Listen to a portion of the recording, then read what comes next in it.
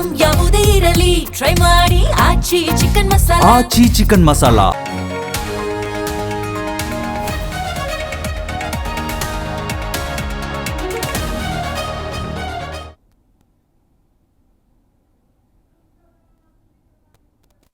ಸ್ವಾಗತ. ನಾನು ಪ್ರವೀಣ್ ಕುಂಬಾರ್. ಇವತ್ತಿನ DNA ಮೂರು ಪ್ರಮುಖ ಸುದ್ದಿಗಳನ್ನು ವಿಶ್ಲೇಷಣೆ ಮಾಡ್ತಾ ಹೋಗೋಣ. ಮೊದಲ ಸುದ್ದಿ ಒನ್ಸ್ ಅಗೇನ್ ಯುದ್ಧಕ್ಕೆ ಸಂಬಂಧಪಟ್ಟಂತಹ ಸುದ್ದಿ. ಫೆಬ್ರವರಿ 28ಕ್ಕೆ ಶುರುವಾಗಿ ಇವತ್ತಿಗೆ ಬರೋಬ್ಬರಿ 40 ದಿನಗಳಾಯಿತು ಇರಾನ್, ಇಸ್ರೇಲ್ ಮತ್ತು ಅಮೆರಿಕಾದ ಯುದ್ಧ. ಈ 40 ದಿನಗಳ ನಂತರ ಮೂರು ರಾಷ್ಟ್ರಗಳು ಕೂಡ ಕದನ ವಿರಾಮಕ್ಕೆ ಓಕೆ ಅಂದಿದ್ದಾರೆ. ಆ ಮುಖಾಂತರ ಮುಂದಿನ 2 ವಾರಗಳ ಕಾಲ ಮಧ್ಯಪ್ರಾಚ್ಯದ ಯುದ್ಧಕ್ಕೆ ಬ್ರೇಕ್ ಬೀಳುತ್ತೆ. ಹಾಗಾದರೆ ಏನೇನಾಯಿತು ತೆರೆ ಹಿಂದಿನ ಕಸರತ್ತು? ಯಾವ ಕಾರಣಕ್ಕಾಗಿ ಅಮೆರಿಕ ಪದೇ ಪದೇ ಕದನ ವಿರಾಮದ ಬಗ್ಗೆ ಮಾತನಾಡ್ತಾ ಇತ್ತು? ಇದರಲ್ಲಿ ಗೆದ್ದವರಾರು, ಸೋತವರಾರು? ಈ ಬಗ್ಗೆ ನೋಡ್ತಾ ಹೋಗೋಣ. ಎರಡನೆಯ ಸುದ್ದಿ, ಕದನ ವಿರಾಮಕ್ಕೆ ಪಕ್ಕದ ಪಾಕಿಸ್ತಾನ ವೇದಿಕೆಯಾಗಿ ಕೆಲಸವನ್ನು ಮಾಡಿದೆ. ಪಾಕಿಸ್ತಾನ, ಟರ್ಕಿ, ಈಜಿಪ್ಟ್ ಮತ್ತು ಸೌದಿ ಅರೇಬಿಯಾ ಇವುಗಳು ಕೆಲಸ ಮಾಡಿದೆ. ಅದಕ್ಕೆ ವೇದಿಕೆ ಆಗಿದ್ದು ಪಾಕಿಸ್ತಾನ ಅನ್ನುವಂಥ ಸುದ್ದಿಗಳು ಬರ್ತಾ ಇದೆ. ಹೇಗೆ ಸಾಧ್ಯ ಆಯಿತು? ಈ ಮಧ್ಯಸ್ಥಿಕೆಯಿಂದ ಪಾಕಿಸ್ತಾನ ಗಳಿಸಿಕೊಂಡಿದ್ದೇನು, ಪಾಕಿಸ್ತಾನಕ್ಕೆ ಆದಂಥ ಲಾಭಗಳೇನು, ಅದ್ರ ಬಗ್ಗೆನೂ ಕೂಡ ನೋಡ್ತಾ ಹೋಗೋಣ. ಮೂರನೇ ಸುದ್ದಿ, ಪಕ್ಕದ ತಮಿಳುನಾಡಿನಲ್ಲಿ ವಿಧಾನಸಭಾ ಚುನಾವಣೆ ಇದೆ. ಈ ವಿಧಾನಸಭಾ ಚುನಾವಣೆಯಲ್ಲಿ ಮೊದಲ ಬಾರಿಗೆ ರಾಜಕಾರಣಕ್ಕೆ ಬಂದಿರುವ TVK ಪಕ್ಷದ ಸಂಸ್ಥಾಪಕ ವಿಜಯ್ ಏನಾದರೂ ಮ್ಯಾಜಿಕ್ ಮಾಡ್ತಾರಾ? ಈ ಹಿಂದೆ ಅನೇಕ ಚಲನಚಿತ್ರದ ನಾಯಕರು ರಾಜಕಾರಣಕ್ಕೆ ಬಂದು ಯಶಸ್ವಿಯಾಗಿದ್ದಾರೆ. ಕೆಲವೊಂದಿಷ್ಟು ಜನ ರಾಜಕಾರಣದಲ್ಲಿ ಯಶಸ್ವಿ ಆಗಿಲ್ಲ. ವಿಜಯ್ ಅವರ ಕತೆ ಏನಾಗುತ್ತೆ? ಅವರ ಮುಂದಿರುವಂಥ ಸವಾಲುಗಳೇನು? ಎಲ್ಲದರ ಬಗ್ಗೆ ನೋಡ್ತಾ ಹೋಗೋಣ. ಮೊದಲ ಸುದ್ದಿ, ಕದನ ವಿರಾಮ.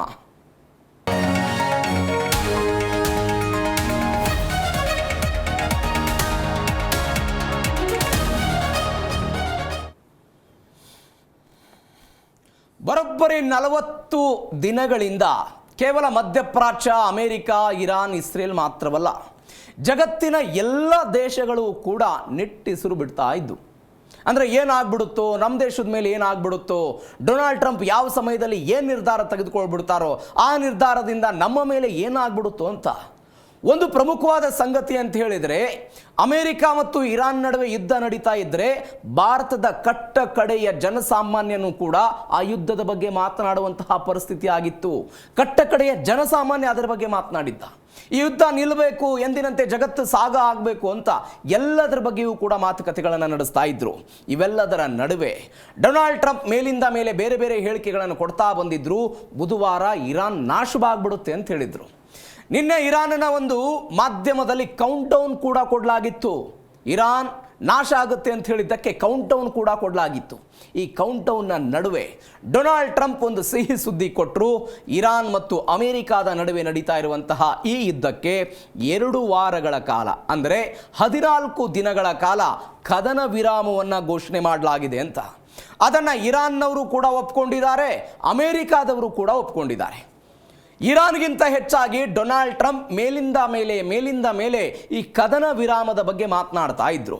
ಇರಾನ್ ನಮಗೆ ಶರಣಾಗತಿ ಆಗಬೇಕು, ಇರಾನ್ ನಾಯಕತ್ವ ಅಮೆರಿಕವನ್ನು ಒಪ್ಕೊಳ್ಬೇಕು, ನಾವು ಹೇಳಿದ್ದನ್ನು ಅಮೆರಿಕ ಕೇಳಬೇಕು, ಇರಾನ್ನವರ ಜೊತೆಗೆ ನಾವು ಮಾತುಕತೆಯನ್ನು ನಡೆಸ್ತಾ ಇದ್ದೀವಿ. ಒಂದು 15 ದಿನಗಳ ಹಿಂದೆ ಡೊನಾಲ್ಡ್ ಟ್ರಂಪ್ ಹೇಳಿದ್ರು, ಖಮೇನಿ ಮಾತ್ರವಲ್ಲ, ಖಮೇನಿಯ ಬದಲಾಗಿ ಒಬ್ಬ ಉನ್ನತ ವ್ಯಕ್ತಿಯ ಜೊತೆಗೆ ನಾವು ಮಾತುಕತೆಯನ್ನು ನಡೆಸ್ತಾ ಇದ್ದೀವಿ, ನಮ್ಮ ಬೇಡಿಕೆಗಳಿಗೆ ಅವರು ಒಪ್ಕೊಂಡಿದ್ದಾರೆ ಅನ್ನುವಂಥ ಹೇಳಿಕೆಯನ್ನು ಡೊನಾಲ್ಡ್ ಟ್ರಂಪ್ ಕೊಟ್ಟಿದ್ರು. ಅದನ್ನು ಇರಾನ್ ತಿರಸ್ಕಾರ ಮಾಡಿತ್ತು. ಈ ತಿರಸ್ಕಾರದ ನಂತರ ಪದೇ ಪದೇ ಹಾರ್ಮುಜ್ ವಿಚಾರಕ್ಕೆ ಡೊನಾಲ್ಡ್ ಟ್ರಂಪ್ ಕೊಟ್ಟಂತ ಹೇಳಿಕೆ, ಇರಾನ್ ನಾಯಕತ್ವದ ಬಗ್ಗೆ, ಇರಾನ್ ಆರ್ಥಿಕತೆಯ ಬಗ್ಗೆ, ಇವೆಲ್ಲವೂ ಬೆಳವಣಿಗೆಗಳಾದ ನಂತರ ಜಗತ್ತು ಕೂಡ ಈ ಯುದ್ಧದಿಂದ ಬಸವಳೆದು ಹೋಗ್ಬಿಟ್ಟಿತ್ತು. ಬಿಕಾಸ್ ಆರ್ಥಿಕತೆಯ ದೃಷ್ಟಿಯಿಂದ ಆಗ್ತಾ ಇದ್ದಂಥ ಬೆಳವಣಿಗೆ, ಅಪ್ಪ ಯುದ್ಧ ಮುಗಿದ್ರೆ ಸಾಕು ಅನ್ನುವಂಥ ಹಂತಕ್ಕೆ ಜಗತ್ತಿನ ವಿವಿಧ ದೇಶಗಳು ಬಂದಿದ್ದನ್ನು ನಾವು ನೋಡಿದ್ದೀವಿ. ಇದರ ಪರಿಣಾಮವಾಗಿ ಇದೀಗ ಈ ಯುದ್ಧ ತಾತ್ಕಾಲಿಕವಾಗಿ ಬ್ರೇಕ್ ಆಗ್ತಾ ಇದೆ. ಕದನ ವಿರಾಮಕ್ಕೆ 2 ದೇಶಗಳು ಹೋಗ್ತಾ ಇದೆ. ಆದರೆ ಈ ಸ್ಮಾಲ್ ಬ್ರೇಕ್ ಏನಿದೆ, ಹೆಂಗಾಯ್ತಿದು? 2 ವಾರ ಕದನ ವಿರಾಮ ಆಗಿದೆ. ಏನೇನಾಯಿತು 40 ದಿನಗಳಲ್ಲಿ?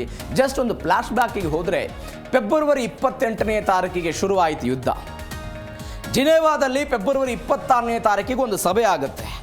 ಆ ಸಭೆಯಲ್ಲಿ ಅಮೆರಿಕಾದಿಂದ ಬಂದಂತಹ ಸಚಿವರೊಬ್ಬರು ಹೇಳ್ತಾರೆ, ಇರಾನ್ನವರು ತಮ್ಮ ಬಳಿ ಇರುವಂತಹ 450 kg ಯುರೇನಿಯಮನ್ನು ನಮಗೆ ಕೊಟ್ಟುಬಿಟ್ರೆ ನಾವು ಯುದ್ಧ ಮಾಡೋದಿಲ್ಲ, ನಿಮಗೆ ಬೇಕಾದಂಥ ವಿದ್ಯುತ್ ತಯಾರಿಕೆಗೆ ಕೈಗಾರಿಕೆಗೆ ನಾವು ಯುರೇನಿಯಮನ್ನು ಕೊಟ್ಟು ಬಿಡ್ತೀವಿ ಅಂತ ಹೇಳ್ತಾರೆ. ಆದರೆ ಇರಾನ್ನವರು ನೋ ನಮ್ಮ ಕಡೆ ಇರುವಂಥ ಯುರೇನಿಯಮನ್ನು ನಾವು ನಮ್ಗೆ ಕೊಡೋದಿಲ್ಲ ಅಂತ ಹೇಳಿದಾಗ ಫೆಬ್ರವರಿ 28ಕ್ಕೆ ಶುರುವಾದಂತಹ ಯುದ್ಧ ಇವತ್ತಿನ ತನಕ ಬಂತು. ಒಂದು ಅಂದಾಜಿನ ಪ್ರಕಾರ 2076 ಮಂದಿ ಮೃತಪಟ್ಟಿದ್ದಾರೆ, 27,000 ಜನ ಗಾಯಗೊಂಡಿದ್ದಾರೆ. 40 ದಿನಗಳ ಕಾಲ ಈ ಯುದ್ಧ ಆಗಿದೆ. ಕೇವಲ ಅಮೆರಿಕ, ಇರಾನ್, ಇಸ್ರೇಲ್ ಮಾತ್ರವಲ್ಲ, ಮಧ್ಯಪ್ರಾಚ್ಯ ಸೇರಿದಂತೆ ಅನೇಕ ದೇಶಗಳು ಅನೇಕ ಸಮಸ್ಯೆಗಳನ್ನು ಇದರಲ್ಲಿ ಅನುಭವಿಸಿದೆ. ಅಮೆರಿಕ ಇದಕ್ಕೊಂದು ಹೆಸರು ಕೊಟ್ಟಿತ್ತು, ಆಪರೇಷನ್ ಎಪಿಕ್ ಫ್ಯೂರಿ ಅಂತ. ಈ ಆಪರೇಷನ್ ಎಪಿಕ್ ಫ್ಯೂರಿಯ ನೇತೃತ್ವದಲ್ಲಿ ಆದಂತಹ ಈ ದಾಳಿ ಮೊದಲ ದಿನವೇ 900 ಕ್ಷಿಪಣಿಗಳನ್ನು ದಾಳಿ ಮಾಡುವ ಮುಖಾಂತರ ಇರಾನ್ನ ಸರ್ವೋಚ್ಚ ನಾಯಕನಾಗಿದ್ದಂತಹ ಅಯತುಲ್ಲಾ ಅಲಿ ಖಮೇನಿ ಹತ್ಯೆಯ ನಂತರ ಶುರುವಾದಂತಹ ಘಟನೆಗಳು. ಮೊದಲ ದಿನವೇ ಖಮೇನಿಯ ಹತ್ಯೆ ಆಯಿತು. ಅದಾದ ನಂತರ ಇರಾನ್ನಿಂದಲೂ ಕೂಡ ಪ್ರತಿರೋಧ ಶುರುವಾಗಿದ್ದ ನಾವು ನೋಡಿದ್ದೇವೆ. ಇಂಥದ್ದೊಂದು ದಾಳಿ ಶುರುವಾದ ನಂತರ ಈಗ ಒಂದು ಸೀಸ್ ಫೈರ್ ಆಗಿದೆ ಎರಡು ರಾಷ್ಟ್ರಗಳ ನಡುವೆ. ಇವೆಲ್ಲದರ ನಡುವೆ ಇರಾನ್ ಕೆಲವೊಂದಿಷ್ಟು ಕಂಡೀಷನ್ಗಳನ್ನು ಹಾಕಿದೆ. ಏನು ಹಾಕಿದೆ? 10 ಷರತ್ತುಗಳನ್ನು ಇರಾನ್ ವಿಧಿಸಿರುವಂಥದ್ದು. ಯಾವೆಲ್ಲ ಷರತ್ತುಗಳನ್ನು ಹಾಕಿದೆ? ಪ್ರಮುಖವಾಗಿ ಪರಸ್ಪರ ಆಕ್ರಮಣ ರಹಿತ ಒಪ್ಪಂದ. ಯಾವುದೇ ಕಾರಣಕ್ಕೂ ನಮ್ಮ ಮೇಲೆ ಆಕ್ರಮಣ ಆಗಬಾರ್ದು ಅಂತ ನಾನು ನಿನ್ನೆ ಕೂಡ ಹೇಳ್ತಾ ಇದ್ದೆ. 1953ರಿಂದ ಟಿಲ್ ಟುಡೇ ಅಮೆರಿಕವನ್ನು ಇರಾನ್ ಎದುರಿಸ್ಕೊಂಡು ಬರ್ತಾ ಇದೆ. ಹೇಗೆ ಬರ್ತಾ ಇದೆ ಎಲ್ಲವನ್ನು ಕೂಡ ನಾವು ನೋಡಿದ್ವಿ. ದಾಳಿ ನಡೆಸಬಾರ್ದು ಅನ್ನೋದು ಒಂದು, ಹಾರ್ಮುಜ್ ಮೇಲೆ ನಿಯಂತ್ರಣ, ಅದನ್ನು ಇರಾನ್ ಬಿಕಾಸ್ ಅವರ ಆರ್ಥಿಕ ಬೆನ್ನೆಲುಬದು. ಒಂದು ವೇಳೆ ಇರಾನ್ ಮೇಲೆ ಬೇರೆ ದೇಶಗಳಾದರೂ ಹಿಡಿತವನ್ನು ಸಾಧಿಸಿಬಿಟ್ರೆ ಇರಾನ್ ಮೇಲೆ ದೊಡ್ಡ ಮಟ್ಟದ ಆರ್ಥಿಕ ಹೊಡೆತ ಆಗ್ಬಿಡುತ್ತೆ. ಎರಡನೇದು. ಮೂರನೇದು, ಹಾರ್ಮುಜ್ ಬಳಿ ಸಾರಿಗೆ ಶುಲ್ಕ. ಈ ಸಾರಿಗೆ ಶುಲ್ಕ ಅನ್ನೋದನ್ನು ಒಂದು 16 ಕೋಟಿ ರೂಪಾಯಿ ಏನೋ ಹಾಕ್ತಾರೆ ಎನ್ನುವಂಥ ಸುದ್ದಿಗಳು ಬರ್ತಾ ಇದೆ. ಈ ಈಜಿಪ್ಟ್ ಏನು ಮಾಡ್ತಾ ಇದೆ, ಸೋಯೇಜ್ ಕಾಲುವೆ ಅಂತ ಏನು ಕರಿತೀವಿ, ಆ ಸೋಯೇಜ್ ಕಾಲುವೆಗೆ ಅವರು ಕೆಲವೊಂದಿಷ್ಟು ಶುಲ್ಕವನ್ನು ವಿಧಿಸ್ತಾರೆ. ಅದು ಹಡಗಿನ ಗಾತ್ರದ ಮೇಲೆ, ಹಡಗಿನಲ್ಲಿರುವಂತಹ ಯಾವ ತೈಲ ಇದೆಯೋ, LPG ಇದೆಯೋ, ಹಡಗು ಖಾಲಿಯಾಗಿ ಹೋಗ್ತಿದೆಯೋ, ಲೋಡೆಡ್ ಆಗಿದೆಯೋ, ಇದ್ರ ಮೇಲೆ ಅವರು ಕೆಲವೊಂದಿಷ್ಟು ಹಣವನ್ನು ವಿಧಿಸ್ತಾರೆ. ಅದೇ ಮಾದರಿಯಲ್ಲಿ ಹಾರ್ಮುಜ್ಗೂ ಕೂಡ ವಿಧಿಸುವಂತಹ ಲೆಕ್ಕಾಚಾರಗಳಿವೆ. ಈ ಷರತ್ತು ಕೂಡ ಅದರಲ್ಲಿದೆ. ಪರಮಾಣು ಹಕ್ಕುಗಳ ಮಾನ್ಯತೆ 2015ರಲ್ಲಿ ಇರಾನ್, ಅಮೆರಿಕ, ರಷ್ಯಾ, ಚೀನಾ ಜೊತೆಗೆ ಒಂದು ಒಪ್ಪಂದ ಆಗುತ್ತೆ. ಏನು ಒಪ್ಪಂದ ಆಗುತ್ತೆ ಅಂತ ಹೇಳಿದರೆ ಜಂಟಿ ಸಮಗ್ರ ಕ್ರಿಯಾ ಯೋಜನೆ ಅಂತ. ಒಬಾಮಾ ಅವತ್ತು ಅಮೆರಿಕದ ಅಧ್ಯಕ್ಷರಾಗಿದ್ದರು. ಆ ಒಪ್ಪಂದ ಆಗಿರುತ್ತೆ. ಆ ಒಪ್ಪಂದದಲ್ಲಿ ಇರಾನ್ ಪರಮಾಣು ವಿಚಾರದಲ್ಲಿ ಕೇವಲ ಶಾಂತಿ ವಿಚಾರಕ್ಕೆ ಮಾತ್ರ ಅದನ್ನು ಬಳಕೆ ಮಾಡಬೇಕು ಮತ್ತು ಅದನ್ನು ಸರಿಪಡಿಸಬೇಕು ಅನ್ನುವಂಥ ಒಪ್ಪಂದ ಆಗುತ್ತೆ. ಯಾವಾಗ ಡೊನಾಲ್ಡ್ ಟ್ರಂಪ್ ಅಮೆರಿಕದ ಅಧ್ಯಕ್ಷರಾಗ್ತಾರೋ ಆ ಒಪ್ಪಂದದಿಂದ ಹೊರಗೆ ಬರ್ತಾರೆ.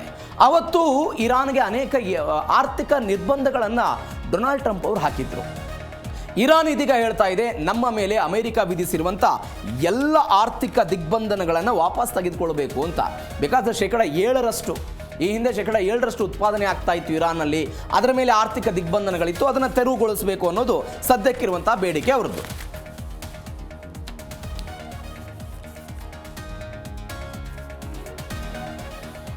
ಕದನ ವಿರಾಮದಿಂದ ಭಾರತೀಯರು ಸೇರಿದಂತೆ ಜಗತ್ತಿನ ಎಲ್ಲರೂ ಕೂಡ ಒಂದು ಹರ್ಷ ಪಡಬೇಕಾದಂಥ ವಿಚಾರ. ಬಿಕಾಸ್ ತೈಲ ವಿಚಾರದಲ್ಲಿ, LPG ವಿಚಾರದಲ್ಲಿ, ಆಟೋ LPG ವಿಚಾರದಲ್ಲಿ ಯಾವೆಲ್ಲ ಸಮಸ್ಯೆಗಳನ್ನು ನಾವು ಅನುಭವಿಸಿದ್ದೀವಿ. ಕಚ್ಚಾ ತೈಲದ ದರ ಏರಿಕೆ ಆಗಿತ್ತು. $120-130 ತನಕ ಹೋಗಿತ್ತು. ಪಕ್ಕದ ಪಾಕಿಸ್ತಾನದಲ್ಲಿ ಪೆಟ್ರೋಲ್ ರೇಟ್ 528 ರೂಪಾಯಿ, ಪಾಕಿಸ್ತಾನದ 528 ರೂಪಾಯಿ ಆಗಿಬಿಟ್ಟಿತ್ತು. ಪ್ರತಿಭಟನೆಗಳಾಗಿದೆ. ಆದರೆ ಇದೀಗ ವಿಶ್ವಕ್ಕೆ ಒಂದು ಇರಾನ್ ಒಂದು ಹರ್ಷ ಕೊಟ್ಟಿದೆ. ಹಾರ್ಮುಜ್ ಮುಖಾಂತರ ಹಾರ್ಮುಜ್ ಓಪನ್ ಮಾಡೋದಕ್ಕೆ ಅವರು ಒಪ್ಪಿಗೆ ಕೊಟ್ಟಿದ್ದಾರೆ. ಅಂದರೆ ಈ ಹಿಂದೆ ಭಾರತ ಮತ್ತು ರಷ್ಯಾ, ಚೀನಾದ ಹಡಗುಗಳಿಗೆ ಮಾತ್ರ ಅವಕಾಶ ಕೊಡ್ತಾ ಇದ್ರು. ಇದೀಗ ನಾವು ಅದನ್ನು ಓಪನ್ ಮಾಡೋದಕ್ಕೆ ಒಪ್ಪಿಕೊಳ್ತೀವಿ, ಬಟ್ ಕೆಲವೊಂದಿಷ್ಟು ನಿರ್ಬಂಧಗಳನ್ನು ಹಾಕ್ತೀವಿ ಅಂತ ಅವರು ಹೇಳಿದ್ದಾರೆ. ಪಾಶ್ಚಿಮಾತ್ಯ ದೇಶಗಳಿಗೆ ವಿಧಿಸಿರುವ ಹಾರ್ಮುಜ್ ಬಂದ್ ತೆರವು ಅಂದರೆ ಇಷ್ಟು ದಿನಗಳ ಕಾಲ, ಅಂದರೆ 28ನೇ ತಾರೀಕಿಗೆ ಯುದ್ಧ ಶುರುವಾದ ತಕ್ಷಣ ಅಂದರೆ ಮಾರ್ಚ್ 4ನೇ ತಾರೀಕಿನಿಂದ ಎಲ್ಲವೂ ಬಂದಾಯಿತು. ಇದರ ಪರಿಣಾಮ ಏನಾಯಿತು ಅಂತ ಹೇಳಿದರೆ ಮಧ್ಯಪ್ರಾಚ್ಯದ ರಾಷ್ಟ್ರಗಳು Saudi Arabia, Qatar, Bahrain, UAE ಯಾವ್ಯಾವ ದೇಶಗಳಿಂದ ತೈಲ ಹೋಗ್ತಾ ಇತ್ತು, ರಸಗೊಬ್ಬರ ಹೋಗ್ತಾ ಇತ್ತು, LPG ಸಾಗಾಟ ಆಗ್ತಾ ಇತ್ತು, ಎಲ್ಲವೂ ಕೂಡ ನಿಷ್ಕ್ರಿಯ ಆಗಿ ಹೋಗ್ಬಿಡ್ತು. ಅದರ ಪರಿಣಾಮವಾಗಿ ಜಾಗತಿಕವಾಗಿ ಆರ್ಥಿಕ ಏರಿಳಿತಗಳಾಗ್ತಾ ಇತ್ತು. ಫಿಲಿಪೈನ್ಸ್ನಂಥ ರಾಷ್ಟ್ರಗಳಲ್ಲಿ ತುರ್ತು ಪರಿಸ್ಥಿತಿಯ ಘೋಷಣೆ ಮಾಡುವಂಥ ಹಂತಕ್ಕೆ ಹೋಗ್ಬಿಡ್ತು. ಇದೀಗ ಕೆಲವೊಂದಿಷ್ಟು ರಿಲ್ಯಾಕ್ಸೇಷನ್ ಅಂತೂ ಹಾರ್ಮುಜ್ ವಿಚಾರದಲ್ಲಿ ಇದೆ.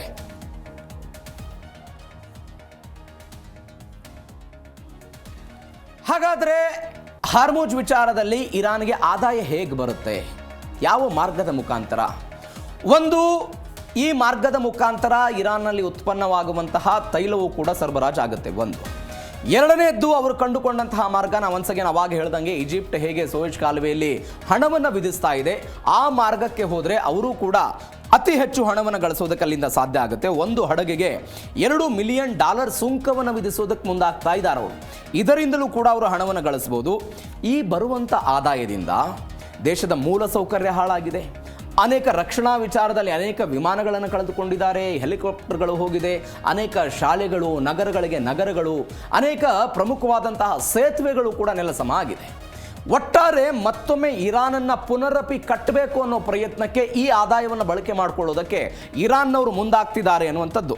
ಹಾಗಾದರೆ ತಟಸ್ಥ ದೇಶಗಳಿಗೆ ಸುಂಕ ವಿಧಿಸೋದಕ್ಕೆ ನಿರ್ಧಾರ ಮಾಡಿದ್ರ, ಅಂದರೆ ವಿಧಿಸೋದ್ರಿಂದ ಹಿಂದೆ ಸರಿದ್ರ ಅಂತ. ಅಂದರೆ ಭಾರತ ಸೇರಿದಂತೆ ಈಗ ಪಕ್ಕದ ರಷ್ಯಾ ಇದೆ, ಚೀನಾ ಇದೆ. ಬಿಕಾಸ್ ಚೀನಾಗೆ 90% ತೈಲ ಎಲ್ಲಿಂದ ಹೋಗುತ್ತೆ? ಇರಾನ್ನಿಂದ ಹೋಗುತ್ತೆ.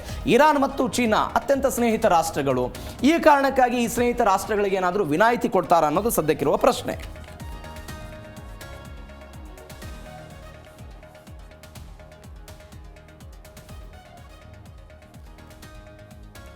ಈಗ ಕಟ್ಟ ಕಡೆಯ ಪ್ರಶ್ನೆ ಕಾಡೋದು, ಈ ಯುದ್ಧದಲ್ಲಿ ಗೆದ್ದವರಾರು? ಇರಾನ್ನವ್ರು ಹೇಳ್ತಾ ಇದ್ದಾರೆ ನಾವು ಗೆದ್ದಿದ್ದೀವಿ ಅಂತ ಅವ್ರ ಸೆಲೆಬ್ರೇಷನ್ ಇದೆ. ಅಮೆರಿಕಾದವರು ನೋಡಿ ನಾವು ಹಾರ್ಮುಜ್ ಮುಕ್ತ ಮಾಡಿದ್ವಿ, ನಮ್ಮದೇ ಗೆಲುವು ಅಂತ ಅಮೆರಿಕಾದವ್ರು ಹೇಳ್ತಾರೆ. ಹಾಗಾದರೆ ಗೆದ್ದವರಾರು? ಇರಾನ್ನಲ್ಲಿ ಯುದ್ಧ ಗೆದ್ದಂತಹ ಸಂಭ್ರಮ ಇದೆ. ಭಾರತದಲ್ಲೂ ಕೂಡ ಇರಾನ್ ಗೆದ್ದಿದ್ದಾರೆ ಅಂತ ಸೆಲೆಬ್ರೇಷನ್ ಮಾಡಿದ್ದಾರೆ. ಜಮ್ಮು ಕಾಶ್ಮೀರದಲ್ಲಿ ರಾಜತಾಂತ್ರಿಕವಾಗಿ ಇರಾನ್ಗೆ ಒಂದು ಗೆಲುವು ಸಿಕ್ಕಿದೆ ಅಂತ ಮೇಲ್ನೋಟಕ್ಕೆ ವಿಶ್ಲೇಷಣೆ ಆಗ್ತಾ ಇದೆ. ಬಿಕಾಸ್ ಅಮೆರಿಕ ಅನ್ನುವಂತಹ ದೇಶ ಜಗತ್ತಿನಲ್ಲೇ ಬಲಾಢ್ಯ ಅಂತ ಕರಿತೀವಿ ರಕ್ಷಣೆ ವಿಚಾರದಲ್ಲಿ. ಅಂತಹ ರಾಷ್ಟ್ರದ ಎದುರುಗಡೆ ನಿಂತುಕೊಂಡು ಯುದ್ಧವನ್ನು ಮಾಡಿದ್ದು ಇರಾನ್. ಯಾವುದೇ ಕಾರಣಕ್ಕೂ ಮಣೆ ಊರಲಿಲ್ಲ. ಹೀಗಾಗಿ ಆ ವಿಚಾರದಲ್ಲಿ ಕೆಲವೊಂದಿಷ್ಟು ನಿರ್ಧಾರಗಳು ತಾಂತ್ರಿಕವಾಗಿ ಅವರು ಗೆಲುವನ್ನು ಸಾಧಿಸಿದ್ರು ಅಂತ. ಮತ್ತೊಂದು ಕಡೆ ಮೂಲ ಸೌಕರ್ಯದ ದೃಷ್ಟಿಯಿಂದ ಇರಾನ್ಗೆ ಕೆಲವೊಂದಿಷ್ಟು ಹಾನಿಗಳಂತೂ ನಿಶ್ಚಿತವಾಗಿ ಆಗಿದೆ. ಅದನ್ನು ನಾವು ಆವಾಗಲೇ ಕೂಡ ನೋಡಿದ್ವಿ. ಮೂಲ ಸೌಕರ್ಯಗಳ ಮೇಲೆ ಹೊಡೆತ ಆಗಿದೆ. ಅದಾದ ನಂತರ ಅನೇಕ ತೈಲ ಘಟಕಗಳ ಮೇಲೆ ದಾಳಿಯಾಗಿ ಅನೇಕ ತೈಲ ಘಟಕಗಳು ಹೊತ್ತಿ ಉರಿದಿದ್ದನ್ನು ನಾವು ನೋಡಿದ್ದೀವಿ. ಹೀಗಾಗಿ ಸ್ವಲ್ಪ ದೊಡ್ಡ ಮಟ್ಟದಲ್ಲಿ ಹಾನಿಯಾಗಿದೆ. ಇಸ್ರೇಲ್ ಮತ್ತು UAEಗೆ ನಷ್ಟ ಆಗಿದೆ. ಇರಾನ್ ಮತ್ತು ಇಸ್ರೇಲ್ ನಡುವೆ ದಾಳಿ ಆದಾಗಲೂ ಕೂಡ ಇಸ್ರೇಲ್ನ ಪರಮಾಣು ಘಟಕಗಳ ಮೇಲೆ ದಾಳಿ ಮಾಡೋ ಪ್ರಯತ್ನವನ್ನು ಇರಾನ್ ಮಾಡಿದೆ. ಒಂದು ಕಡೆ ಇಸ್ರೇಲ್ ಲೆಬನಾನ್ನಿಂದ, ಮತ್ತೊಂದು ಕಡೆ ಈ ಹಮಾಸ್ ಬಂಡುಕೋರರಿಂದ, ಇವರೆಲ್ಲರಿಂದಲೂ ಕೂಡ ದಾಳಿಯನ್ನು ಎದುರಿಸುವುದರ ಜೊತೆಗೆ ಇರಾನ್ನ ದಾಳಿಯನ್ನು ಕೂಡ ಅದು ಎದುರಿಸಿದೆ. ಅಲ್ಲಿಯೂ ಕೂಡ ಕೆಲವೊಂದಿಷ್ಟು ಲಾಸನ್ನು ಅದು ಅನುಭವಿಸಿದೆ. ಅಮೆರಿಕಾದ ಹಣಕಾಸಿಗೆ ಹೊಡೆತ ಬಿದ್ದಿದೆ. 200 ಬಿಲಿಯನ್ ಏನೋ ಅವರು ಖರ್ಚು ಮಾಡಿದ್ದಾರೆ ಅಂತ ಸುದ್ದಿಗಳು ಬರ್ತಾ ಇದೆ. 200 ಬಿಲಿಯನ್ ಖರ್ಚು ಮಾಡಿದ್ದಾರೆ ಎನ್ನುವಂಥದ್ದು ಅಮೆರಿಕಾದಿಂದ ಬರ್ತಾ ಇರುವಂತಹ ಸುದ್ದಿ. ಹೀಗಾಗಿ ಅವರಿಗೆ ಆರ್ಥಿಕವಾಗಿ ದೊಡ್ಡ ಮಟ್ಟದ ನಷ್ಟ ಆಗಿದೆ. ಮತ್ತೊಂದು ಕಡೆ ಜಾಗತಿಕ ಮಟ್ಟದಲ್ಲಿ ಟ್ರಂಪ್ ವರ್ಚಸ್ಸು ಕುಂಠಿತ ಆಗಿದೆ.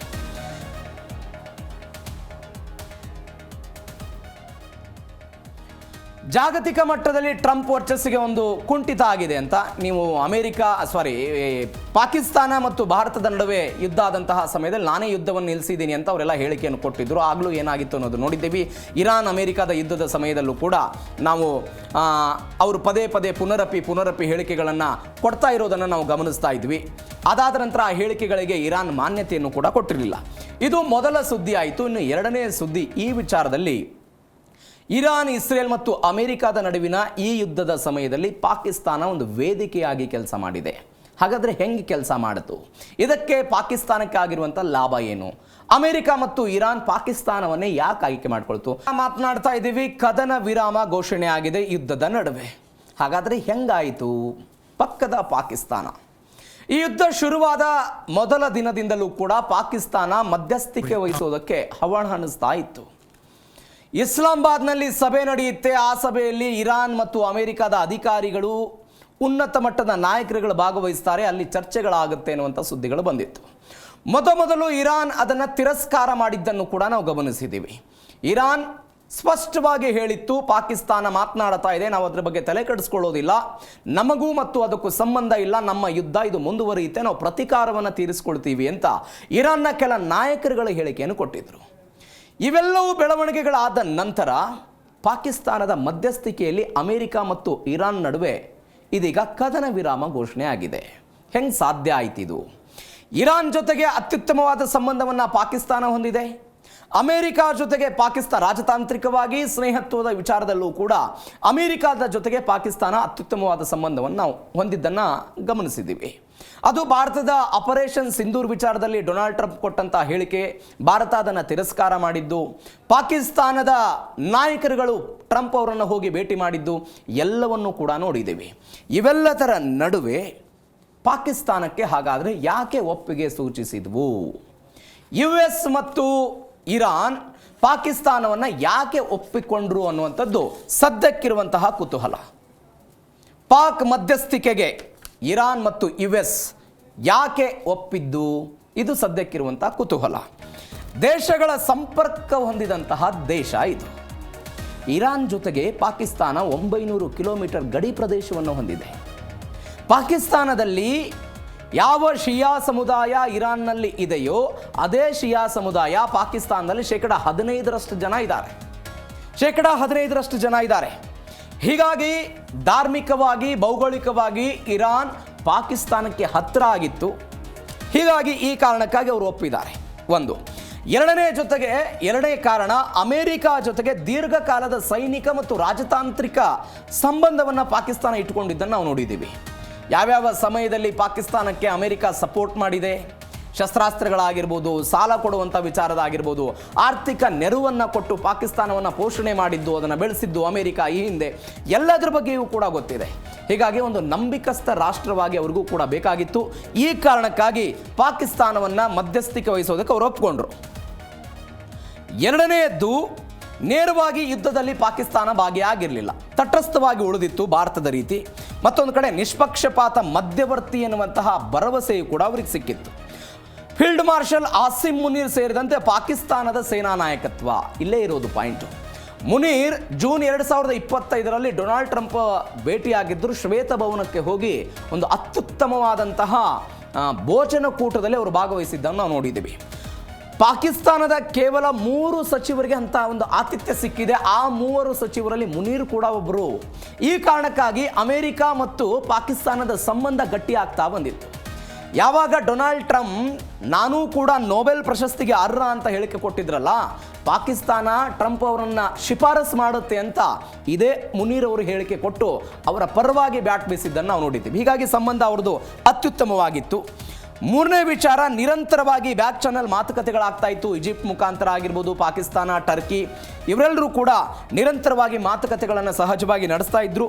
ಅಮೆರಿಕ, ಇರಾನ್ ಮತ್ತು ಇತರೆ ನಾಯಕರೊಂದಿಗೆ ಅವರು ನಿರಂತರವಾಗಿ ಸಂಪರ್ಕದಲ್ಲಿದ್ದರು ಈ ವಿಚಾರಕ್ಕೆ ಸಂಬಂಧಪಟ್ಟಂತೆ ಮಧ್ಯಪ್ರಾಚ್ಯದಲ್ಲಿ ಆಗ್ತಾ ಇರುವಂತಹ ಬೆಳವಣಿಗೆ. ಇದರ ಜೊತೆಗೆ ನಾವು ಗಮನಿಸಬೇಕಾದ ಸಂಗತಿ ಅಂತ ಹೇಳಿದ್ರೆ, ಭಾರತ ಮತ್ತು ಪಾಕಿಸ್ತಾನದ ನಡುವೆ 1965 ಮತ್ತು 1971ರಲ್ಲಿ ಏನು ಯುದ್ಧ ಆಯಿತು, ಈ ಸಮಯದಲ್ಲಿ ಇರಾನ್ ಪಾಕಿಸ್ತಾನಕ್ಕೆ ಸಹಾಯ ಮಾಡಿತ್ತು. ಆ ಸಹಾಯದ ಕೃತಜ್ಞವಾಗಿ ಇವತ್ತು ಕೂಡ ಪಾಕಿಸ್ತಾನ ಕೆಲಸ ಮಾಡ್ದಂಗೆ ಕಾಣಿಸ್ತಾ ಇದೆ.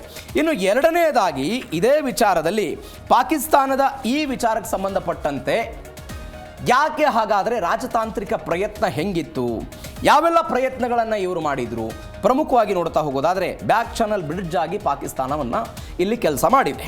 ಅಮೆರಿಕ ಮತ್ತು ಇರಾನ್ ನಡುವೆ ನೇರ ಸಂಪರ್ಕ ಇದೆ, ಅಂದರೆ ನೇರ ಸಂಪರ್ಕ ಕಡಿಮೆ ಇರೋದು. ಈ ಕಾರಣಕ್ಕಾಗಿ ಹಿಂಬದಿ ಮಾತುಕತೆಯ ಮುಖಾಂತರ ಈ ಸಂಪರ್ಕ ಸೇತುವೆಯಾಗಿ ಇದು ಕೆಲಸವನ್ನು ಮಾಡಿದೆ. ಪಾಕಿಸ್ತಾನದ ರಾಜತಾಂತ್ರಿಕ ಪ್ರಯತ್ನ ಈ ವಿಚಾರದಲ್ಲಿ ಪ್ರಸ್ತಾವನೆ ವಿನಿಮಯದಲ್ಲಿ ಪ್ರಮುಖವಾದ ಪಾತ್ರವನ್ನು ವಹಿಸಿದೆ. ಅಂದರೆ ಇರಾನ್ನ ಬೇಡಿಕೆಗಳೇನಿತ್ತು, ಅಮೆರಿಕ ಅದಕ್ಕೇನಂತು, ಅಮೆರಿಕದ 15 ಬೇಡಿಕೆಗಳೇನಿತ್ತು, ಅದಕ್ಕೆ ಇರಾನ್ ಏನಂತು, ಇವೆಲ್ಲವನ್ನು ಕೂಡ ವಿನಿಮಯ ಮಾಡುವಲ್ಲಿ ಅವರೆಲ್ಲ ಒಪ್ಕೊಂಡಿದ್ದಾರೆ. ಈ ಅಮೆರಿಕದ 15 ಅಂಶಗಳನ್ನು ಮೊದಲು ಇರಾನ್ಗೆ ಅವರು ಕಳಿಸಿದ್ರು. ಇರಾನ್ ಪ್ರತಿಕ್ರಿಯೆಯನ್ನು ಮತ್ತೆ ವಾಷಿಂಗ್ಟನ್ಗೆಲ್ಲ ಸಾಗಾಟ ಮಾಡಿ, ಅಂದರೆ ಕಳಿಸಿದ್ರು, ಹಿಂಗಿದೆ ಇವ್ರ ಪ್ರತಿಕ್ರಿಯೆ ಅಂತ. ಅದಾದ ನಂತರ ಟರ್ಕಿ, ಸೌದಿ ಮತ್ತು ಈಜಿಪ್ಟ್ ಜೊತೆಗೆ ಒಂದು ಚರ್ಚೆ ಮಾಡಿದ್ದಾರೆ. ಮಧ್ಯಪ್ರಾಚ್ಯದಲ್ಲಿ ಶಾಂತಿ ಒತ್ತಡವನ್ನು ಹೆಚ್ಚಿಸಿ ಯುದ್ಧ ವಿರಾಮಕ್ಕೆ ಅವರು ಒಂದು ವೇದಿಕೆಯನ್ನು ಸಿದ್ಧ ಮಾಡಿಕೊಂಡಿದ್ರು. ಈ ಸೌದಿ ಅರೇಬಿಯಾ ಮತ್ತು ಪಾಕಿಸ್ತಾನದ ನಡುವೆ ಒಂದು ಒಪ್ಪಂದ ಆಗಿದೆ, ಒಂದು ಸ್ನೇಹಿತ ಒಪ್ಪಂದ ಅಂತ ಅಂದ್ಕೊಳ್ಬೋದು ನಾವು. ಏನದು ಒಪ್ಪಂದ? ನೀನು ನನ್ನ ಸ್ನೇಹಿತನ ಮೇಲೆ, ಯಾರಾದರೂ ನನ್ನ ಸ್ನೇಹಿತನ ಮೇಲೆ ದಾಳಿ ಮಾಡಿದರೆ ಆ ದಾಳಿ ನನ್ನ ದೇಶದ ಮೇಲೆಯೇ ದಾಳಿ ಆಗಿದೆ ಅಂತ ಪಾಕಿಸ್ತಾನ ಅಥವಾ ಸೌದಿ ಅರೇಬಿಯಾ ರಕ್ಷಣೆಗೆ ಬರಬೇಕು. ಫಾರ್ ಎಕ್ಸಾಂಪಲ್, ಇವತ್ತು ಅಮೆರಿಕ ಸೌದಿ ಅರೇಬಿಯಾದ ನೆಲೆಗಳ ಮೇಲೆ ದಾಳಿ ಮಾಡ್ತಲ್ಲ, ಪಾಕಿಸ್ತಾನ ಸುಮ್ಮನೆ ಕುಳಿತುಕೊಳ್ಳುವಂತಿಲ್ಲ. ಈ ಒಪ್ಪಂದದ ಪ್ರಕಾರ ನನ್ನ ಸ್ನೇಹಿತನ ಮೇಲೆ ದಾಳಿ ಆಗ್ತಾ ಇದ್ರೆ ಪಾಕಿಸ್ತಾನ ಸೌದಿ ಅರೇಬಿಯಾದ ರಕ್ಷಣೆಗೆ ಬರಬೇಕು ಅನ್ನೋದು ಈ ಒಪ್ಪಂದದ ಭಾಗ. ಈ ಒಪ್ಪಂದದ ಕಾರಣಕ್ಕಾಗಿ ಪಾಕಿಸ್ತಾನ ಮೇಲ್ನೋಟಕ್ಕೆ ಸಹಾಯ ಮಾಡದಂತೆ ಕಾಣಿಸ್ತಾ ಇದೆ. ಮಧ್ಯಪ್ರಾಚ್ಯದ ಬೇರೆ ಬೇರೆ ದೇಶಗಳು ಕೂಡ ಇದೀಗ ಸಹಾಯ ಮಾಡಿಕೊಂಡು ಅವರು ಕೂಡ ಸಂಕಷ್ಟದಲ್ಲಿದ್ದರು, ಆರ್ಥಿಕವಾಗಿ ಜರ್ಜರಿತ ಆಗಿತ್ತು. ಇದೀಗ ಎಲ್ಲವೂ ಆದ ನಂತರ ಈ ರಾಜತಾಂತ್ರಿಕ ಮುಖಾಂತರ ಇದನ್ನು ಬಗೆಹರಿಸಿದ್ದಾರೆ.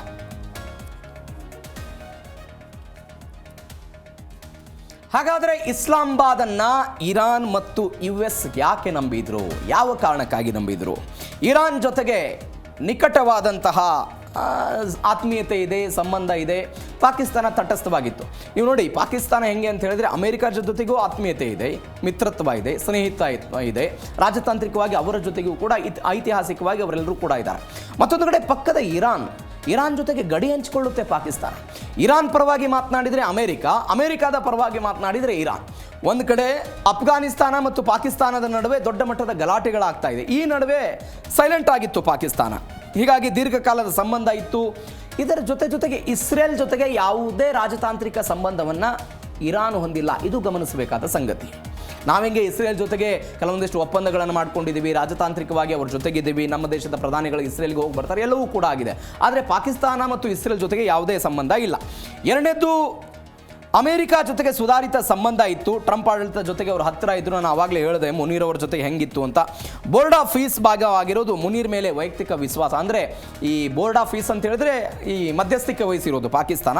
ಇದಕ್ಕೆ ಮುನೀರ್ ಅವರು ಕೂಡ ಕಾರಣ ಅಂತ ಹೇಳ್ತಿದ್ದಾರೆ. ಪಾಕಿಸ್ತಾನ ಮತ್ತು ಇರಾನ್ ಇವುಗಳು ಮುಸ್ಲಿಂ ಕಂಟ್ರಿಗಳಾದರೂ ಕೂಡ ಅಮೆರಿಕ ಒಂದು ಮಿತ್ರತ್ವವನ್ನು ಪಾಕಿಸ್ತಾನ ಜೊತೆಗೆ ನಾವು ವಹಿಸಿದ್ದನ್ನು ನೋಡಿದ್ದೀವಿ. ಈ ಕಾರಣಕ್ಕೂ ಕೂಡ ಹೌದು ಅಂತ ಹೇಳ್ತಿದ್ದಾರೆ. ಮತ್ತೊಂದು ಕಡೆ ಇರಾನ್, ಅಮೆರಿಕ, ಗಲ್ಫ್ ರಾಷ್ಟ್ರಗಳ ಜೊತೆಗೆ ಒಂದು ಸಮತೋಲನ ಸಂಬಂಧ. ನಾನು ಆವಾಗಲೇ ಹೇಳಿದೆ, ಒಬ್ಬರ ಪರವಾಗಿ ಮಾತನಾಡಿದರೆ ಇನ್ನೊಬ್ಬರಿಗೆ ಸಿಟ್ಟು ಸಹಜವಾಗಿ ಆಗುತ್ತೆ. ಆ ದಾಳಿಯನ್ನು ಅವರು ಫೇಸ್ ಮಾಡಬೇಕಾಗಿತ್ತು. ಈ ಎಲ್ಲ ಕಾರಣಕ್ಕೂ ಕೂಡ ಒಂದೇ ಟೇಬಲ್ಗೆ ಪಾಕಿಸ್ತಾನ ಇದೀಗ ಯಶಸ್ವಿಯಾಗಿದೆ.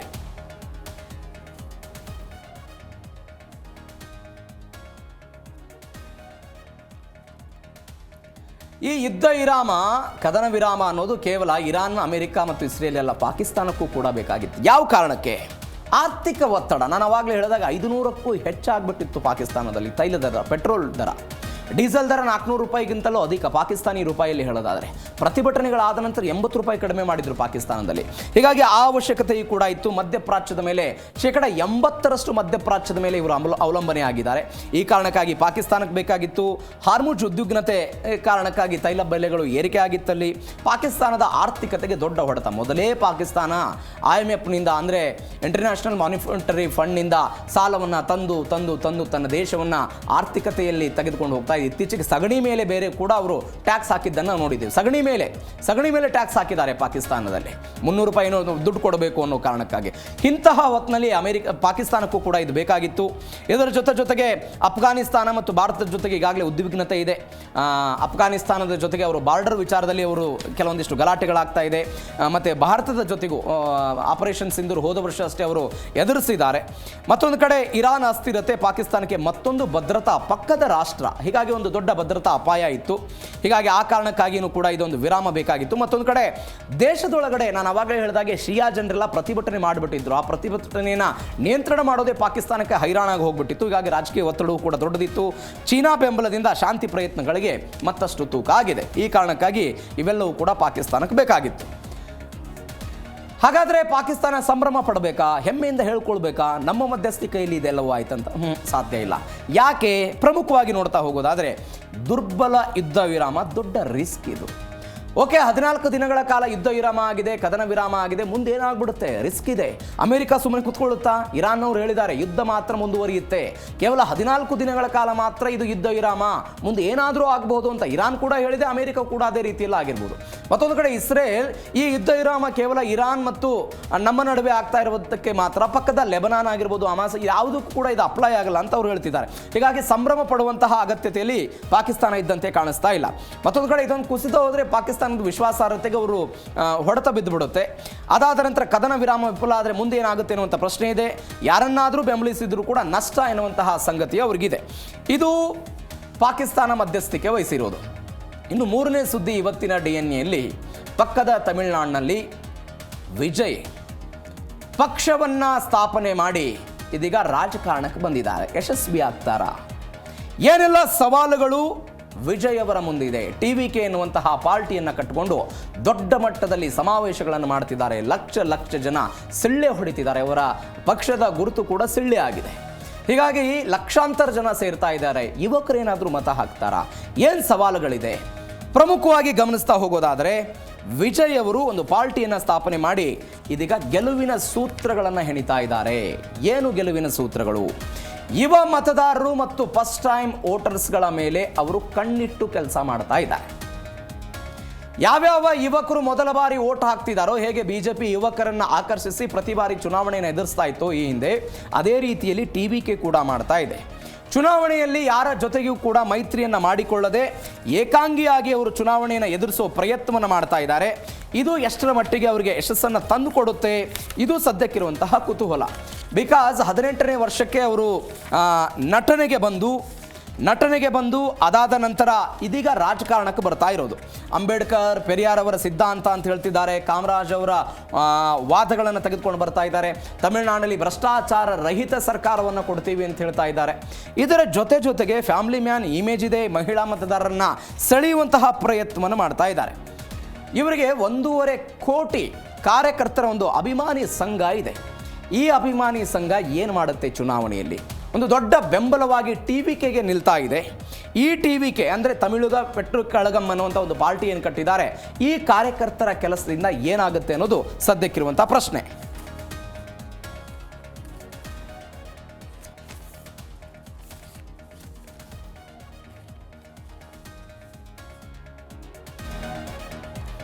ಹಾಗಾದರೆ ದಳಪತಿ ವಿಜಯ್ಗೆ ಮುಂದಿರುವಂತಹ ಹಾದಿ ಈಸಿ ಆಗಿದೆಯಾ? ದಳಪತಿ ವಿಜಯ್ ಮುಂದಿರುವಂಥ ಸವಾಲುಗಳೇನು? ರಾಜಕಾರಣ ಅನ್ನೋದು ದಳಪತಿ ವಿಜಯ್ಗೆ ಹೊಸ ಕ್ಷೇತ್ರ. ಸಿನಿಮಾದಲ್ಲಿ ಅಬ್ಬರಿಸಿದ್ದಾರೆ, ಒಬ್ಬರಿದ್ದಾರೆ, ಅನೇಕ ಅಭಿಮಾನಿಗಳನ್ನು ಕಟ್ಕೊಂಡಿದ್ದಾರೆ, ಎಲ್ಲವೂ ಕೂಡ ಇದೆ. ರಾಜಕಾರಣ ಹೊಸ ಕ್ಷೇತ್ರ. ಏನೆಲ್ಲ ಇದೆ? ಸಿನಿಮಾ ಜನಪ್ರಿಯತೆ ರಾಜಕಾರಣದಲ್ಲಿ ಮತವಾಗಿ ಕನ್ವರ್ಟ್ ಆಗುತ್ತಾ? ಗೆಲುವನ್ನು ತಂದುಕೊಡುತ್ತಾ? ಓಕೆ, ವಿಜಯ್ ಅವರು ಗೆಲ್ಲಬಹುದು. ವಿಜಯ್ ಅವರ ಪಾರ್ಟಿಯಿಂದ TVKಯಿಂದ ಗೆದ್ದಂಥ ಎಲ್ಲ ಅಭ್ಯರ್ಥಿಗಳು ಗೆಲ್ಲೋದಕ್ಕೆ ಸಾಧ್ಯ ಆಗುತ್ತಾ? ಇದು ಸದ್ಯಕ್ಕಿರುವಂತಹ ಪ್ರಶ್ನೆ. ಫ್ಯಾನ್ ಕ್ಲಬ್ ಅಂದರೆ ಅವರ ಅಭಿಮಾನಿಗಳ ಸಂಘ ಏನಿದೆ ಅದು ತಳಮಟ್ಟದಲ್ಲಿ ವೋಟ್ ಆಗಿ ಕನ್ವರ್ಟ್ ಆಗುತ್ತಾ, ಮತವಾಗಿ ಕನ್ವರ್ಟ್ ಆಗುತ್ತಾ? ಅದು ಕೂಡ ಸದ್ಯಕ್ಕಿರುವಂತಹ ಪ್ರಶ್ನೆ ಇದೆ. ವಿರೋಧ ಪಕ್ಷಗಳ ಮತಗಳು ವಿಭಜನೆ ಆಗುವಂಥ ಸಾಧ್ಯತೆಗಳು ಹೆಚ್ಚಿದೆ. ಈಗ ಅಂದರೆ ಅನೇಕ ರಾಜಕೀಯ ವಿಶ್ಲೇಷಕರು ಹೇಳ್ತಾ ಇರೋ ಪ್ರಕಾರ TVK ಅಂದರೆ ವಿಜಯ್ ಅವರು AIDMKಯ 30% ವೋಟ್ಗಳೇನಿದೆ ಆ 30% ವೋಟ್ಗಳ ಮೇಲೆ ಇವರು ಟಾರ್ಗೆಟ್ ಮಾಡಿದ್ದಾರೆ. ಆ ಮತಗಳನ್ನು TVK ತೆಗೆದುಕೊಂಡು ಬರೋದಕ್ಕೆ ಪ್ರಯತ್ನ ಪಡ್ತಿದ್ದಾರೆ ಅಂತ. ಬಟ್ ನೀವು ತಮಿಳುನಾಡು ರಾಜಕಾರಣ ನೋಡ್ತಾ ಹೋಗೋದಾದರೆ DMK ವರ್ಸಸ್ AIDMK ಬೇರೆ ಯಾವುದೇ ಪಾರ್ಟಿಗಳು ಬಂದರೂ ಕೂಡ 1 ವರ್ಷನೋ 2 ವರ್ಷನೋ 6 ತಿಂಗಳಿಗೆ ಮಕಾಡೆ ಮಲಗಿದ್ದನ್ನು ನಾವು ಗಮನಿಸಿದ್ದೀವಿ. ಅನೇಕ ಜನ ಏನೇನೋ ಆಗ್ಬಿಟ್ಟಿದ್ದಾರೆ. ಬಟ್ ತಮಿಳುನಾಡಲ್ಲಿ ಒಂದು ಸಂಪ್ರದಾಯ ಇದೆ. ಅನೇಕ ಸಿನಿಮಾ ನಟರು ರಾಜಕಾರಣಕ್ಕೆ ಬಂದಿದ್ದಾರೆ. ಸಿನಿಮಾ ಮತ್ತು ರಾಜಕಾರಣಕ್ಕೆ ಅವಿನಾಭಾವ ಸಂಬಂಧ ಇರುವಂತಹ ರಾಜ್ಯ ತಮಿಳುನಾಡು. ಒನ್ಸ್ ಅಗೇನ್ ಆಂಧ್ರ ಪ್ರದೇಶದಲ್ಲೂ ಕೂಡ ಅದು ಕೆಲವೊಂದಿಷ್ಟು ಬಾರಿ ಪ್ರೂವ್ ಆಗಿದ್ದನ್ನು ನಾವು ನೋಡಿದ್ದೀವಿ. ಇಂತಹ ಪ್ರಯತ್ನವನ್ನು ಅವರು ಮಾಡ್ತಾ ಇದ್ದಾರೆ. ಈ ಪ್ರಯತ್ನದಲ್ಲಿ ಅನೇಕ ಸವಾಲುಗಳಂತೂ ನಿಶ್ಚಿತವಾಗಿದೆ. ಸೋಷಿಯಲ್ ಜಸ್ಟಿಸ್ ಅಂತ ಹೇಳ್ತಿದ್ದಾರೆ, ಅದು ಎಷ್ಟರ ಮಟ್ಟಿಗೆ ವರ್ಕೌಟ್ ಆಗುತ್ತೆ ಅನ್ನೋದು ಸದ್ಯಕ್ಕಿರುವಂಥ ಪ್ರಶ್ನೆ. ಇವೆಲ್ಲದರ ಜೊತೆಗೆ ತಮಿಳುನಾಡಿನ ಸ್ಟಾರ್ಸ್ ರಾಜಕೀಯ ಡೈರಿ. ಯಾರ್ಯಾರು ಸಿನಿಮಾದಿಂದ ರಾಜಕಾರಣಕ್ಕೆ ಬಂದು ಗೆಲುವನ್ನು ಸಾಧಿಸಿದ್ದಾರೆ, ಎಷ್ಟು ಮಂದಿ ಯಶಸ್ವಿಯಾಗಿದ್ದಾರೆ? ಮೊದಲು ತಳಿಪಾಯವನ್ನು ಹಾಕದವರು CN ಅಣ್ಣಾದುರೈ. ಇವರು ಮದ್ರಾಸ್ ರಾಜ್ಯದಿಂದ ತಮಿಳುನಾಡು ಅಂತ ಏನಾಯಿತು, ತಮಿಳುನಾಡಿನ ಮೊದಲ ಮುಖ್ಯಮಂತ್ರಿ ಇವರು ಅಣ್ಣಾದುರೈ. ಇವರು ಅದಾದ ನಂತರ ಕರುಣಾನಿಧಿ. ಅಣ್ಣಾದುರೈ ಅನ್ನೋರು ಏನಿದ್ದಾರೆ ಸಾಹಿತಿ ಆಗಿದ್ದರು, ನಾಟಕಕಾರ ಆಗಿದ್ದರು, ನಟ ಆಗಿದ್ದರು, ತಮಿಳುನಾಡಿನ ಮೊದಲ ಚೀಫ್ ಮಿನಿಸ್ಟರ್ ಆಗಿದ್ದರು ಇವರು. ಇವರ ನಂತರ ಬಂದವರು ಕರುಣಾನಿಧಿ, ತಮಿಳುನಾಡಿನ 5 ಬಾರಿ ಮುಖ್ಯಮಂತ್ರಿ ಆದಂತಹ ವ್ಯಕ್ತಿ. ಅವರು ಸ್ಪರ್ಧೆ ಮಾಡಿದ 13 ಚುನಾವಣೆಗಳಲ್ಲೂ ಕೂಡ ಚುನಾವಣೆಯನ್ನು ಗೆದ್ದಿದ್ದಾರೆ. 13 ಎಲೆಕ್ಷನ್ ಗೆದ್ದಿದ್ದಾರೆ. ಅದು ಗಮನಿಸಬೇಕಾದ ಸಂಗತಿ. ಇವರು ತಮ್ಮ ಸಿನಿಮಾವನ್ನು, ತಮ್ಮ ಸಿದ್ಧಾಂತಗಳನ್ನು ಪ್ರಸಾರ ಮಾಡೋದಕ್ಕೆ ಬಳಸಿಕೊಂಡು ರಾಜಕಾರಣದ ಮುನ್ನೋಟಕ್ಕೆ ಬಂದವರು ಕರುಣಾನಿಧಿ.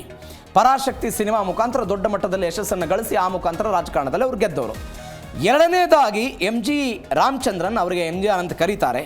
ಮೊದಲು ಕಾಂಗ್ರೆಸ್ನಲ್ಲಿದ್ದರು, ಅದಾದ ನಂತರ DMKಗೆ ಬರ್ತಾರೆ. ನಂತರ DMKಲಿ ಕರುಣಾನಿಧಿ ಅವರ ಜೊತೆಗೆ ಕೆಲವೊಂದಿಷ್ಟು ಭಿನ್ನಾಭಿಪ್ರಾಯ ಆಗುತ್ತೆ. AIDMK ಅನ್ನುವಂಥ ಪಾರ್ಟಿಯನ್ನು ಕಟ್ತಾರೆ 1972ರಲ್ಲಿ.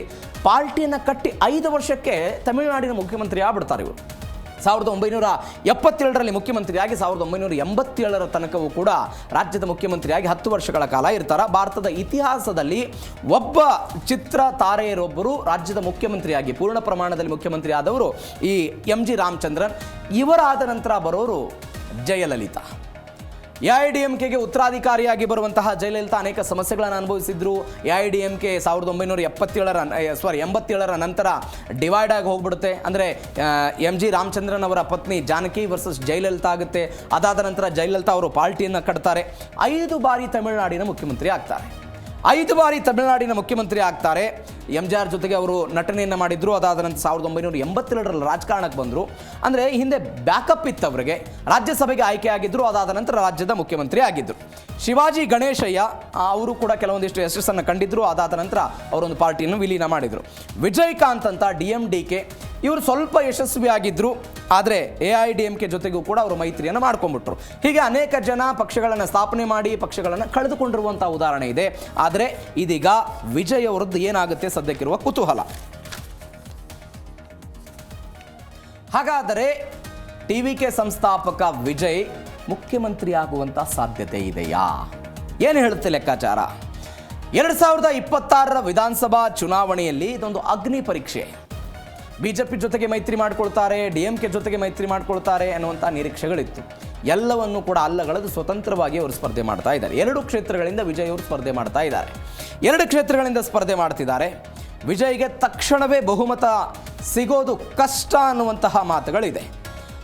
ಆದರೆ ಈ ಚುನಾವಣೆಯಲ್ಲಿ ನಾನು ಆವಾಗಲೇ ಹೇಳಿದ ಹಾಗೆ 15% 30% ಮತಗಳಿಕೆ ಮಾಡ್ಬೋದು. ಈಗ ಬರ್ತಾ ಇರುವಂಥ ರೆಸ್ಪಾನ್ಸ್ಗಳನ್ನು ನೋಡಿದರೆ, ಬಿಕಾಸ್ ನಾವು BJPಯನ್ನು ನೋಡ್ತಾ ಇದ್ದೀವಿ. ಕಳೆದ ಬಾರಿ ಅವರು 11%, 12% ಈ ಪರಿಪ್ರಮಾಣದಲ್ಲಿ ಮತಗಳಿಕೆ ಒಂದು ರಾಷ್ಟ್ರೀಯ ಪಾರ್ಟಿಯಾಗಿ ತಮಿಳುನಾಡಲ್ಲಿ ಬೇರೂರೋದಕ್ಕೆ BJPಗೆ ಸಾಧ್ಯವಾಗ್ತಾ ಇಲ್ಲ. ಬಿಕಾಸ್ ಅಲ್ಲಿರುವಂತಹ ದ್ರಾವಿಡ ಸಿದ್ಧಾಂತ ಮತ್ತು ತಮಿಳು ಸಿದ್ಧಾಂತ ಇವುಗಳನ್ನು ಮೀರಿ BJPಗೆ ಅಲ್ಲಿ ಎನ್ಕ್ಯಾಚ್ ಮಾಡೋದಕ್ಕೆ ಸಾಧ್ಯ ಆಗ್ತಾ ಇಲ್ಲ ಒಂದು ರಾಷ್ಟ್ರೀಯ ಪಾರ್ಟಿಯಾಗಿ.